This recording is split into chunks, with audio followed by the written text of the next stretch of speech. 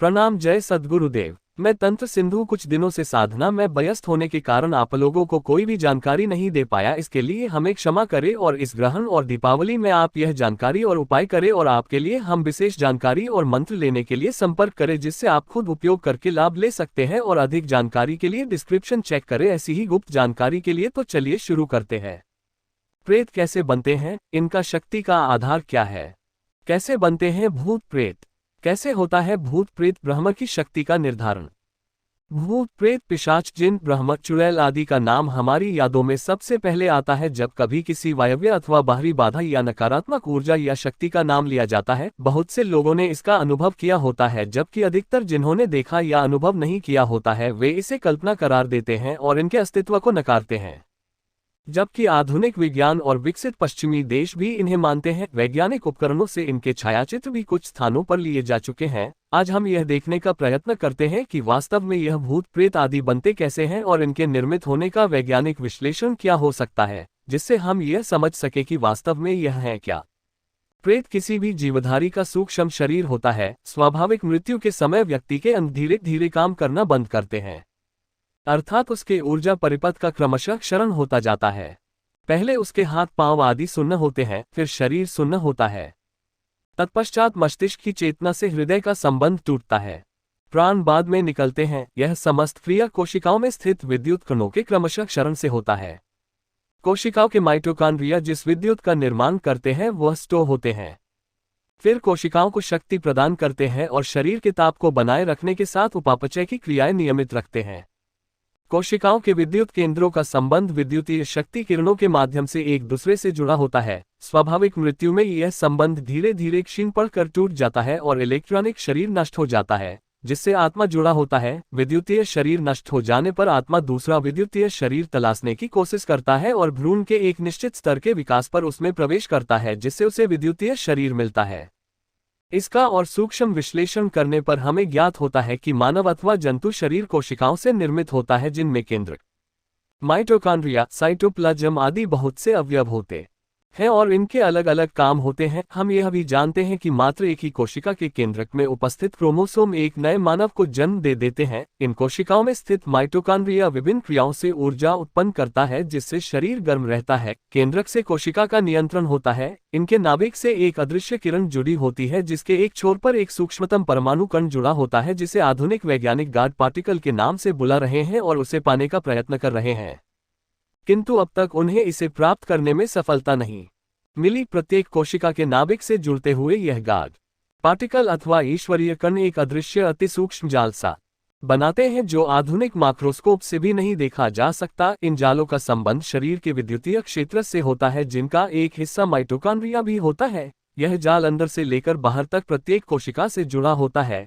इन कणों को तो वैज्ञानिक नहीं देख पा रहे, किंतु इनसे उत्पन्न प्रभाव को वह देख पाते हैं। इन्हीं कणों और जाल के प्रभाव से व्यक्ति के आभामंडल का निर्माण होता है, जिसे ऑरा कहते हैं। इन्हीं जालों और कणों से व्यक्ति और जंतु का सूक्ष्म शरीर निर्मित होता है।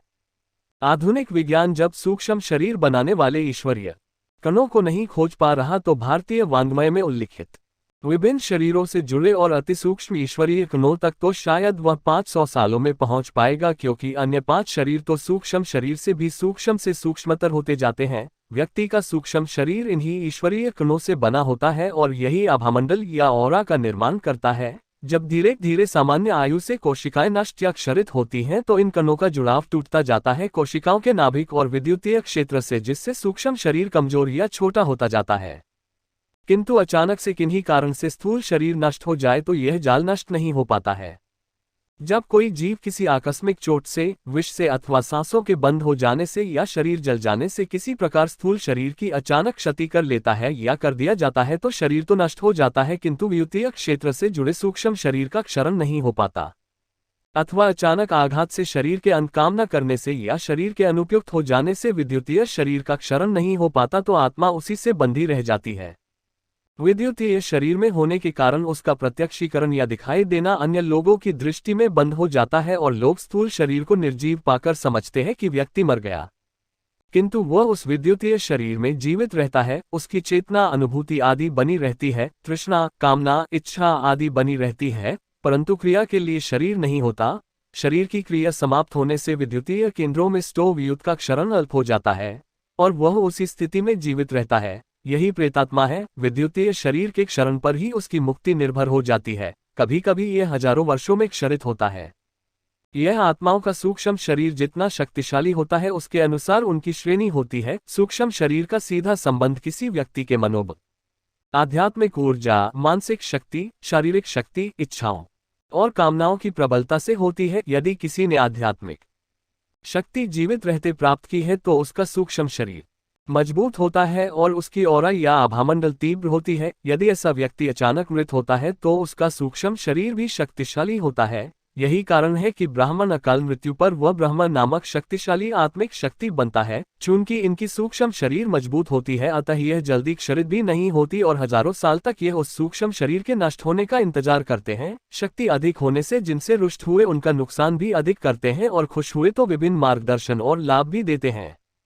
इसी प्रकार जिनका आत्मबल कमजोर हो अथवा जो आध्यात्मिक ऊर्जा न रखता हो अथवा जिनकी ऑरा या आभामंडल जीवित रहते तीव्र न हो या नकारात्मक हो वह अचानक मृत्यु होने पर भूत चुड़ैल आदि बनते हैं। जिनका क्षरण तो जल्दी होता है किंतु वह कोई भी तीव्र प्रभाव उत्पन्न करने में सक्षम नहीं होते तथा अपने से उच्च सूक्ष्म शरीर की आत्माओं के अधीन रहने को विवश होते हैं। सामान्य मनुष्यों में मजबूत आत्मबल वाले अपराधी, योद्धा, धार्मिक लोग, साधक, तांत्रिक अथवा क्रूर लोगों का सूक्ष्म शरीर शक्तिशाली होने से यह प्रेत बनते हैं और अपनी उपस्थिति का चाहने पर एहसास कराने में सक्षम होते हैं। अक्सर जलकर, डूबकर अथवा अचानक दुर्घटना में तुरंत मर जाने वाले खुद का एहसास कराते हैं। यदि उनमें थोड़ी भी शक्ति है तो इस स्थिति में व्यक्ति के पास शरीर नहीं होता किंतु उसकी इच्छाएं और कामनाएं उसे याद रहती हैं। खुद के परिवार, लोगों आदि को देख पाता है। सक्षम हुआ तो प्रभावित भी करता है अथवा संकेत देता है। कोई कोई तो किसी किसी के परिवार खानदान तक को नष्ट कर देता है या कोई कोई किसी को मार्गदर्शन देकर उच्च स्तर पर पहुंचा देता है।